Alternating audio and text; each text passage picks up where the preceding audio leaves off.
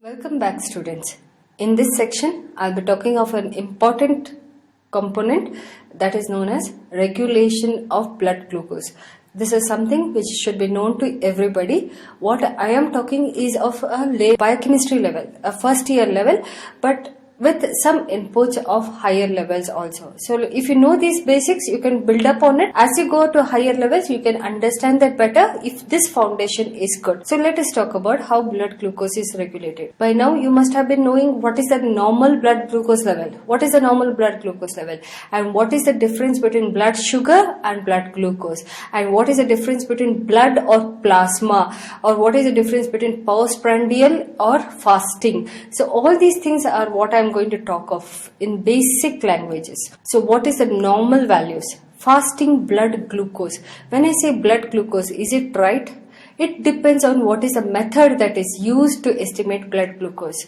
Suppose glucose is estimated using a glucometer, wherein you prick and you get blood only and the whole blood is used for the estimation of glucose, then we call it as blood. Otherwise, if you are giving a sample of blood and that sample has been processed, is containing an anticoagulant like sodium fluoride, anticoagulant and sodium fluoride, then what will happen? The clear fluid that is got is plasma. So in this, it will be fasting plasma glucose. So depending on the method, we can say either blood glucose or plasma. What about when they say use the word blood sugar, FBS? Are they right? No, they are wrong, because nowadays the labs are very specific for glucose and we estimate only and only glucose.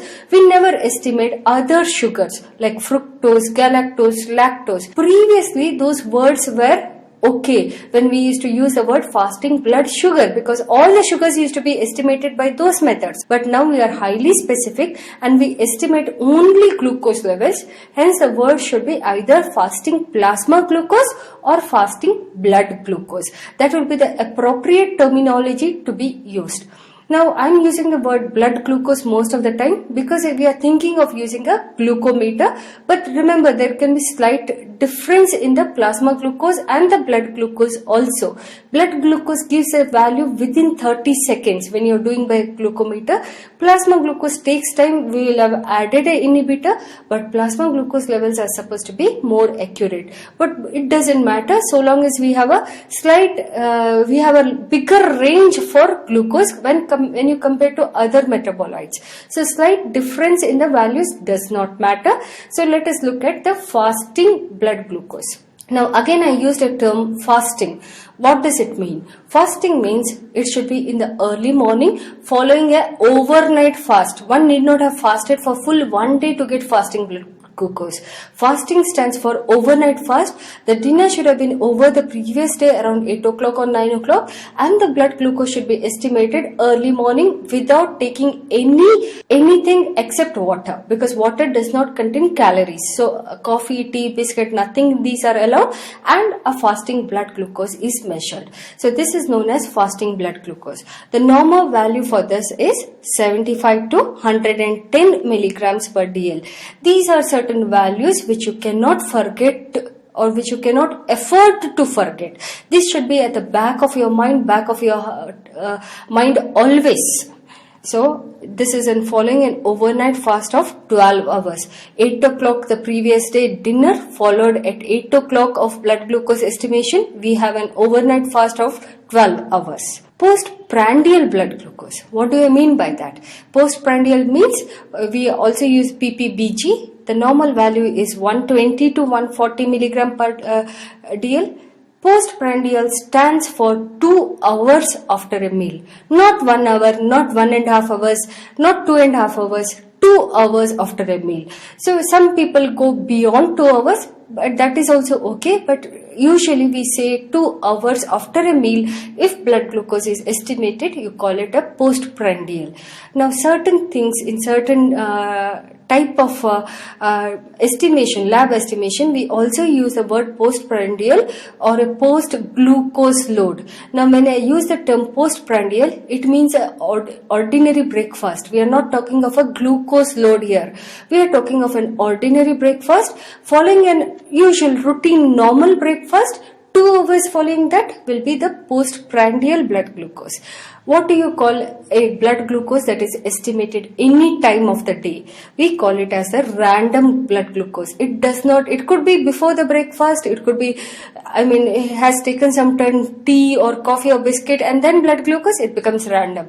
It is any time of the day, maybe 12 o'clock, 2 o'clock, any time, then again it becomes a random blood glucose. And the normal values are 90 to 160 milligrams per dl.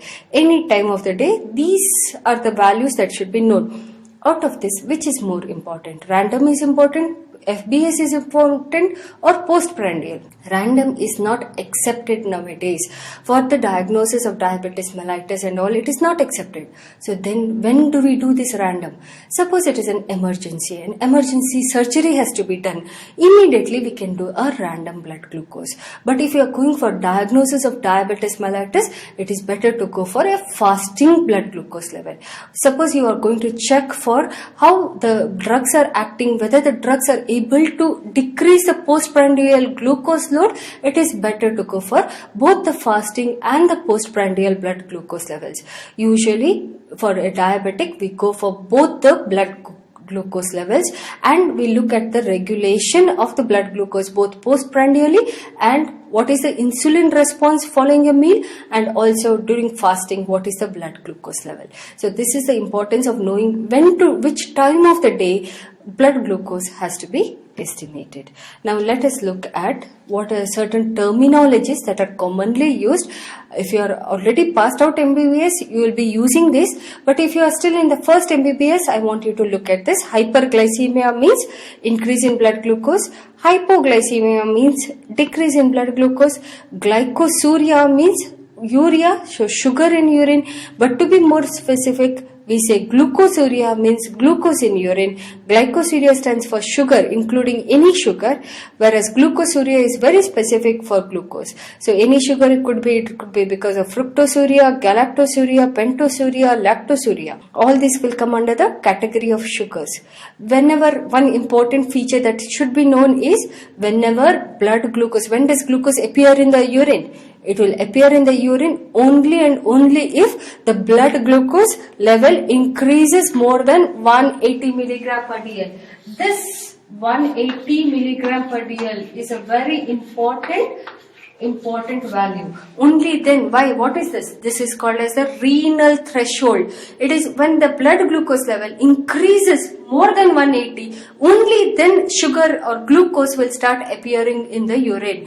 If the blood glucose level is less than 180, the urine will not contain glucose. So this is an important level and this is known as the renal threshold.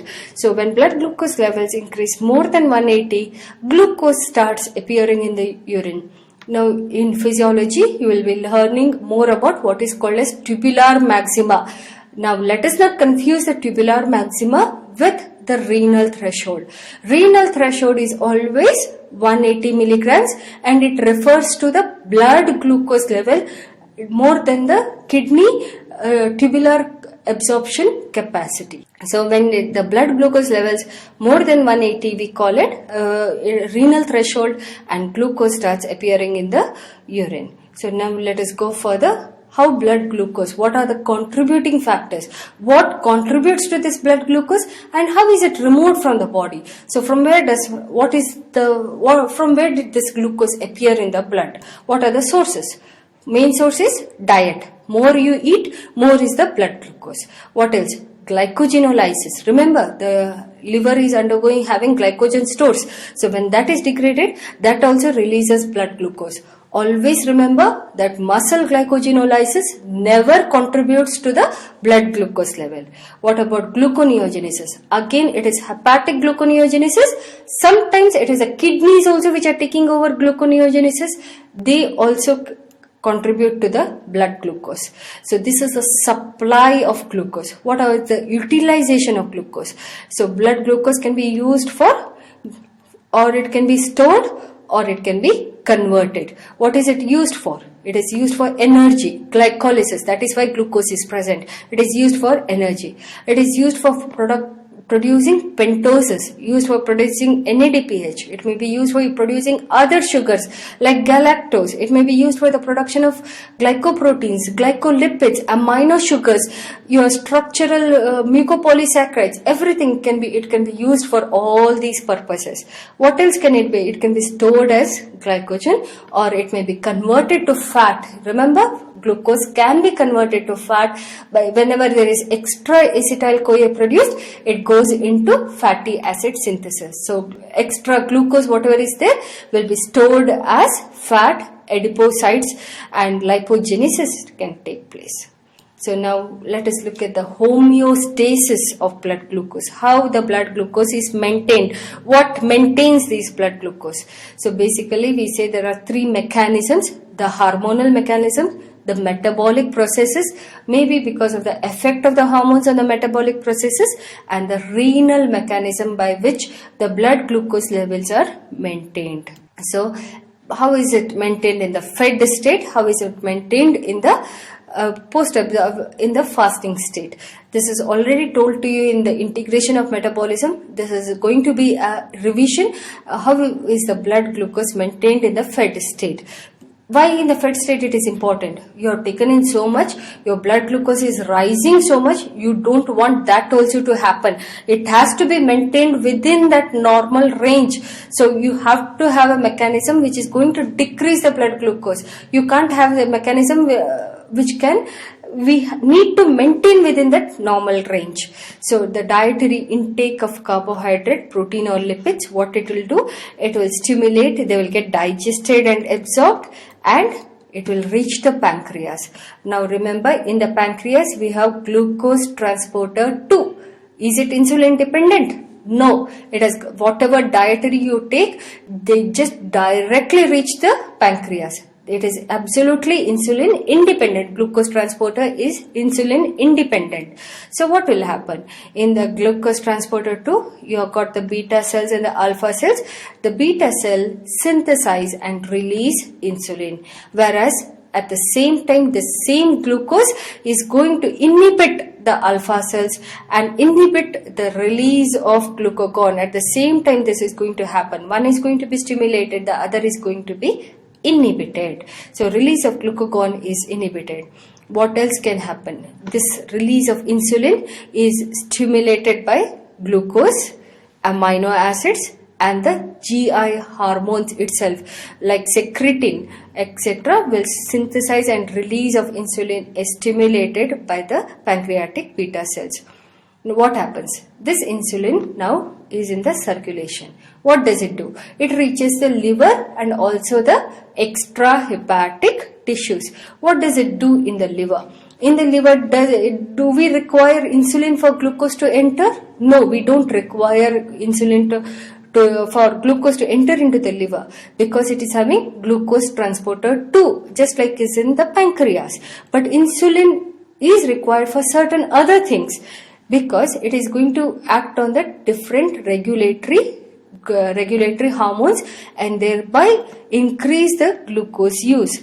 By inducing the glycolytic enzyme, glycogenesis is stimulated and the extra glucose is stored, and there is inhibition of gluconeogenesis. For these action, insulin is required. For the entry of glucose, we do not require insulin as far as liver is concerned. What else does the insulin do? It goes to the extrahepatic tissues. Now in the extrahepatic tissue, the transporter is glucose transporter 4, GLUT2, GLUT4. What does GLUT4 do? Is it insulin dependent? Yes, it is absolutely insulin dependent. Glucose taken up by muscle and the adipose tissue. Now what is happening when I say insulin dependent? Suppose this is a skeletal muscle cell. This is a skeletal muscle cell, okay, or an adipocyte. What is happening is all this glucose transporter 4 will be there in the cytoplasm. They are all GLUT4 will be there. But minute insulin acts, it will see to that these GLUT4 go to the cell membrane. Once this GLUT4 goes to the cell membrane, what will happen? The insulin, they have gone there, it will lead to the entry of glucose. So the gate is opened, and number of gates are opened. If you think that glucose transporter is like a gate, the number of gates that are present in the plasma membrane are increased and all the gates will open, and so glucose can enter into the cell. So thereby what will happen? If the extrahepatic tissues like adipose tissue or skeletal muscle, all the gates open, what will happen? The blood glucose level is going to come down, and that is the reason insulin is called as a hypoglycemic hormone. So glucose is taken up by the muscle and the adipose tissue. Glucose use, once it reaches here, its use is also increased by insulin. Either by it is going to stimulate the different enzymes, it may be acting covalently, or it may be inducing or repressing the different enzyme, and thereby just see to that the glucose use is done, glucose is converted if required. Wherever it is required, glucose is going to be used. If it is for energy, if it is for amino sugars, whatever reason, glucose is going to be used. And whatever extra glucose, especially in adipose tissue, is going to be converted into fat. The net result of this action on the liver, action on the extrahepatic tissue, blood glucose levels are maintained. Now, what will happen in the fasting state? How is this same thing happening in the fasting state? Blood glucose level has decreased. There is no dietary intake of glucose. So now what will happen? Whenever the blood glucose level decreases, what happens? There is release of glucagon from the pancreas. There is release of epinephrine. There is release of glucocorticoids. There is release of thyroxine. There is release of ACTH and growth hormone. To increase blood glucose level, we need number of hormones, whereas to decrease blood glucose level, we require only one, and that is insulin. Insulin is the one hormone which is hypoglycemic. Rest all of them are hyperglycemic. So we need a number of mechanisms whereby we can increase the blood glucose level. We have different if this fails, another hormone will act. If that hormone fails, another hormone will act. If that hormone fails, another hormone is acting. So we have different hormones which can help in the maintaining the blood glucose level. So all these hormones are called as the hyperglycemic hormones. So with this, we come to know how blood glucose, if it is more, it is going to be decreased. If it is less, how it is going to be increased. All these hormones are help in maintaining the blood glucose level in that normal range, whether it is postprandially or whether it is in the fasting state. Now we go ahead with one more important concept. What will happen if this regulation of blood glucose is not going to take place? What if there is an imbalance? So whenever we say imbalance, we come to an important disease, that is diabetes mellitus. Let us talk about diabetes mellitus. What is this diabetes mellitus? When do we say anybody is diabetic? What is this? And what is the difference between diabetes mellitus and diabetes insipidus? Please remember, they are entirely different, insipidus and diabetes mellitus. Then why that word diabetes? The common word between these two is because both of them cause polyuria. That is the only reason both insipidus and mellitus have got a common name, diabetes. But it is always diabetes mellitus. To be more specifically, you have to say scientific terminology is diabetes mellitus. Diabetes insipidus is an entirely different disease. We will talk about it later. Now let us talk about diabetes mellitus. In diabetes mellitus, when do we say anybody is diabetic? As per the American Diabetic Association ADA guidelines, the recent guidelines say that a person is called as diabetic if his fasting blood glucose level are more than or equal to 126 milligram per dl. His fasting blood glucose level more than or equal to 126 milligrams per dl, then that person can be classified as diabetic. Is it on one single occasion? No, there are certain criteria. If a single time his fasting blood glucose level comes more than 126, we don't call him a diabetic. It could be stress related, when cortisol has been released or epinephrine has been released, and this has led to hyperglycemia. Suppose he is undergoing a surgery, his blood glucose level may be higher because of the stress that is there on the body. But so we need to have a certain guideline which is going to tell when you are going to say a person is diabetic. So now let us look more on diabetes mellitus. to define diabetes mellitus is a heterogeneous group of syndrome, not one but a group of syndromes. All of them are characterized by an elevation of fasting blood glucose or hyperglycemia caused by either absolute deficiency of insulin or insulin resistance. So again, it is a heterogeneous group of syndromes. It is a group of syndromes. All of them have single common feature, and that is hyperglycemia. And maybe because of deficiency of insulin, or maybe insulin is normal, there is insulin resistance.